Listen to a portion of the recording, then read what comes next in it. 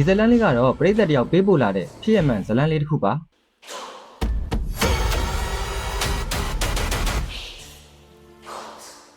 မိတ်ဆွေတို့မိသားစုတွေကြုံတွေ့ခဲ့ရတဲ့ထိတ်လန့်ခြောက်ခြားဖွယ်ရာဖြစ်ရမှန်ဇလန်းတွေကိုလည်းကျွန်တော်စီကိုရေးသားပေးပို့နိုင်ပါတယ်အကောင်းဆုံးဖြစ်အောင်အမှတ်တရဖြစ်နဲ့ပြန်လည်တင်ဆက်ပေးပါမယ်ကျွန်တော်ကတော့တင်ဆက်သူထွတ်မြတ်ပါ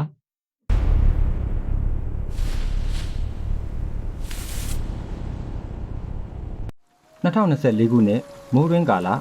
ကရင်ပြည်နယ်လိုင်းပွဲမြို့နယ်တဲကပက်ကျော်ဆိုတဲ့ရွာလေးကိုကိုစရာတယောက်သူ့အမျိုးသမီးနဲ့အတူအဖေတို့စီကိုအလဲပြန်လာခဲ့ပါတယ်။ရွာရောက်တော့အမျိုးသားတဘာဝအတိုင်းပြင်းပြင်းရှိတာနဲ့ညနေ4 နာရီလောက်မှာဝမ်းခွဲအကိုဖြစ်သူနဲ့လိုင်းပွဲမြို့ပေါ်မှာတောက်စားကြဖို့ချိန်လိုက်တာပေါ့။ည9 နာရီထိုးတော့မှတောက်စားပြီးလို့ရွာကိုတယောက်တည်းကားမောင်းပြီးပြန်လာခဲ့တယ်။အဲ့ဒီညကမိုးကလည်းသဲလိုက်တာလမ်းဘေးဝဲရမှာလည်းလမ်းမီးမရှိအမောင်တို့ကလည်းကြီးစိုးနေတဲ့အချိန်လမ်းခုလက်တနေရာရောက်တော့ကိုစရာတယောက်အပေါ်သွားကျင်တာနဲ့ကားရက်ပြီးလမ်းဘေးမှာအပေါ်သွားလိုက်တယ်သူကဘာယူဆမှလည်းမရှိမကြောက်တတ်တဲ့သူဆိုတော့ဘာမှသတိမထားမိပဲကားဆက်မောင်းလာခဲ့တာပေါ့ဒါပေမဲ့အဲ့ဒီချိန်ကစပြီးသူ့နောက်ကိုတကုတ်ခုပါလာပြီးဆိုတာကိုသူကမသိခဲ့ဘူးကားကမဲလောင်းရွာတင်းချမ်းကုန်းနားကိုကြော်လာတဲ့ချိန်ကားမီးရောင်ထဲမှာလမ်းဘေးမှာရက်နေတဲ့လူရိတ်တစ်ခုကိုတွေ့လိုက်ရတယ်တေချာကြည့်လိုက်တော့အသားဖြူဖြူကရင်အဖွားအိုကြီးတယောက်မိုးတဲ့လီထဲမှာတယောက်တည်းရက်နေတာမြင်တော့ကိုစရာကတနာသွားတယ်သူကိုယ်တိုင်လည်းမူးနေတာဆိုတော့ဘာမှမစင်စားဘဲနဲ့ကားရက်ပြီးအဖွားကိုလှမ်းခေါ်လိုက်တယ်အဖွားဘယ်သွားမှလဲလာကားပေါ်တက်ကျွန်တော်လိုက်ပို့ပေးမယ်အဖွားအိုကဘာစကားမှမပြောဘဲကားပေါ်ကိုတက်လာတယ်ကိုစရာကတော့အဖွားကကရင်အဖွားကြီးဆိုတော့မြမစကားမတက်လို့နေမှာပါဆိုပြီးသူ့ဘာသူတွေးပြီးတော့ကားကိုဆက်မောင်းလာခဲ့တယ်ဒါပေမဲ့အဲ့ဒီချိန်ကစပြီးသူ့စမ်းတာတွေဖြစ်လာတော့တာပဲကိုစရာဟာအဲ့ဒီရွာလန်းကိုညဘက်ခဏခဏမောင်းမှုတဲ့သူပါဒါပေမဲ့အဲ့ဒီညမှာတော့မြင်းနေကြရွာဝင်ဆိုင်ဘုတ်ကိုသူကကြော်သွားမိတယ်လမ်းတွေကတဝဲလဲလဲနဲ့ဘယ်ရောက်နေမှမသိတော့ဘူးရိတ်မိလို့ကားကိုပြန်ကွေ့ပြီးမောင်းလာခဲ့ပေမဲ့ရွာနားကိုရောက်ရင်လမ်းကပျောက်သွားပြန်ပြီတောရီတောင်ရီကြားထဲမှာတင်ပတ်ချလဲနေတာည10 နာရီထိုးတော့အိမ်ကအမျိုးသမီးကစိုးရင်ပြီးတော့ဖုံးဆက်လာတယ်နင့်ဘယ်မှလဲပြန်မလာသေးဘူးလားကိုစရာကတုံတုံရင်ရင်နဲ့ပြန်ဖြေတယ်ငါလမ်းပြောင်းနေပြီရွာကိုရှာမတွေ့တော့ဘူးငါရှင်မတောရီတောင်ရီပဲမြင်နေရတယ်ဘယ်နေရာရောက်နေမှန်းကိုမသိတော့ဘူးအဲ့ဒီချိန်မှာကိုစရာတစ်ခုကိုတတိထားမိသွားတယ်သူ့ဘေးမှာထိုင်နေတဲ့အဖွားကိုဘယ်မှာဆင်းမလဲမေးရင်လဲဘာမှပြန်မပြောဘူးကြက်သေးသေးကြီးနဲ့သူ့ဘက်ကိုလှည့်ကြည့်နေတာအဲ့ဒီတော့မှသူကတရေ6ခံနေရပြီဆိုတာသိလိုက်ရတော့တယ်အခြေအနေမကောင်းတော့တာသိတဲ့အမျိုးသမီးကညီမယောက်ျားကိုခေါ်ပြီးတော့ဆိုင်ကယ်နဲ့လိုက်ရှာဖို့ထွက်လာခဲ့ကြတယ်ကိုစရာကိုလည်းဆိုင်းဘုတ်တစ်ခုနားမှာကားရက်ထားဖို့ပြောထားရတယ်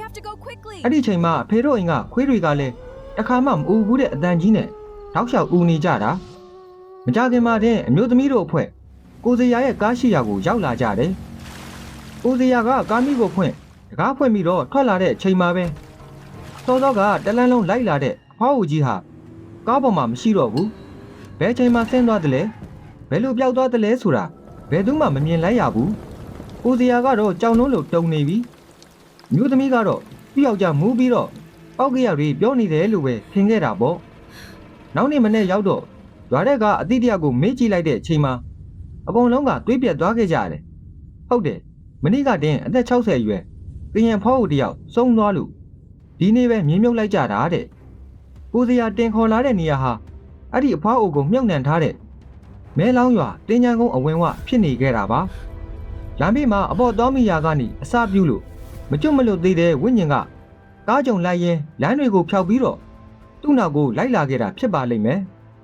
အခုဆိုရင်တော့ကိုစရာတယောက်ညဘက်ဆိုရင်အဖော်မပါပဲ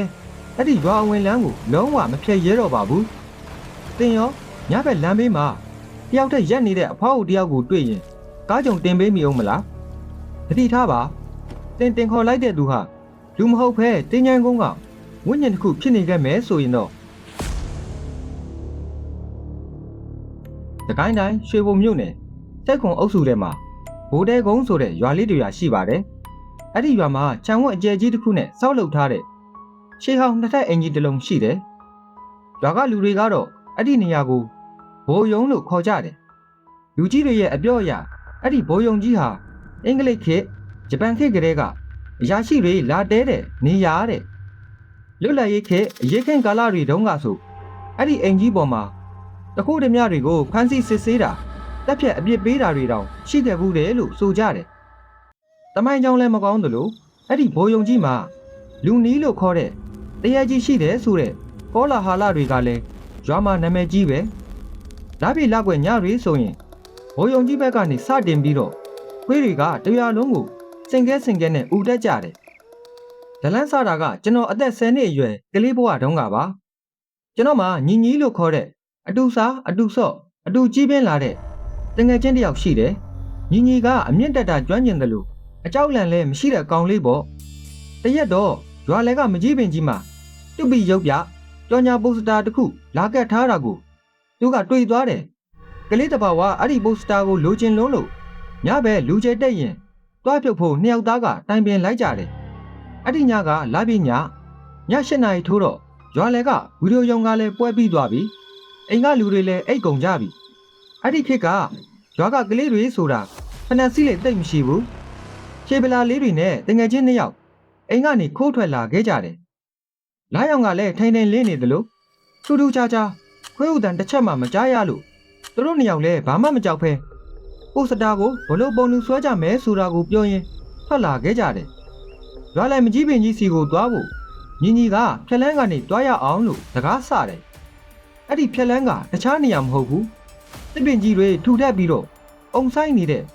ဘိုးယုံဝင်းကြီးတဲကနေဖြတ်သွားရမှာပါ။ပိုစတာကိုလူချင်းစောကကြီးနေတာမလို့ချံဝင်းတဲကိုရဲဝံ့ပဲဝင်လာခဲ့ကြတယ်။ဘိုးယုံကြီးကအရင်ကနှစ်ထပ်ဆိုပေမဲ့နောက်ပိုင်းအောက်ထပ်ကိုဖြတ်လိုက်လို့ခြေတန်းရှည်အင်ကြီးလိုဖြစ်နေတာပေါ့။ဘိုးယုံကြီးရှေ့ကိုအရောက်ညီညီခြေလန်းတွေရုတ်တရက်ရက်တန့်သွားတယ်။ပြီးတော့ဘာစိတ်ကူးပေါက်သွားလဲမသိဘူး။ဘိုးယုံကြီးရဲ့တိုင်လုံးကြီးတစ်တိုင်ကိုဖက်ပြီးတော့အပေါ်ကိုတွယ်တက်သွားတယ်။အောက်ကကြံခဲ့တဲ့တငယ်ချင်းကတော့ဒီကောင်ဘာလောက်တာပါလိမ့်ဆိုပြီးအန်အော့နေတာပေါ့။တိုင်ကိုဖက်ပြီးတော့အပေါ်တဲ့ဝရန်နာကိုလှမ်းကြည့်လိုက်တဲ့ညီညီဟာရုတ်တရက်အပေါ်ကနေဖင်ထိုင်လျက်အောက်ကိုပြုတ်ကျလာပါတော့တယ်။ပြေးထုလိုက်တဲ့အချိန်မှာညီညီမျက်နှာကြီးကတွေးဆုပ်ပြီးတော့ဖြူဖက်ဖြူရောဖြစ်နေပြီ။ဒီကိုယ်လုံးလဲတစ်ဆက်ဆက်တုံးနေတယ်။အဲ့ဒီတော့မှတငယ်ချင်းဖြစ်သူကလည်းဘိုးယုံကြီးရဲ့အပေါ်တဲ့ဝရန်နာစီကိုမရက်တရဲနဲ့လှမ်းကြည့်လိုက်မိတယ်။လာရောင်အောက်မှာသူတွေးလိုက်ရတဲ့မြင်ကွင်းကတော့တစ်သက်လုံးမေ့မရနိုင်တဲ့ကြောက်မဖွယ်မြင်ကွင်းပါပဲ။အပေါ်တဲ့ဝရန်နာမှာခွေးလူအကောင်ကြီးတစ်ကောင်သူ့ရဲ့ကြောကုန်းကြီးကအခုထစ်တွေအချွန်တက်တွေနဲ့ပိုးပြီးဆိုးရတာကအဲ့ဒီကောင်ကြီးရဲ့ခေါင်းကခွေးကောင်မဟုတ်ဘူးဗျ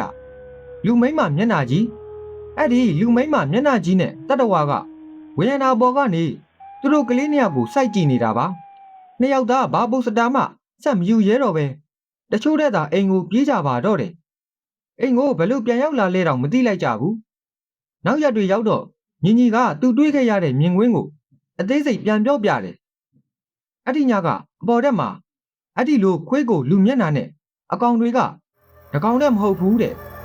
တထောင်တစ်ခွာနှစ်ပေလောက်အရွယ်ရှိတဲ့အကောင်တွေစုစုပေါင်း5ကောင်6ကောင်လောက်ရှိနေတာသူတို့ကအိမ်ရဲ့ထုတ်တန်းတွေပေါ်မှာတွယ်ကပ်နေပြီးတော့သူတို့ကိုပြုံးပြက်မျက်နှာကြီးတွေနဲ့ငုံကြည့်နေကြတာတဲ့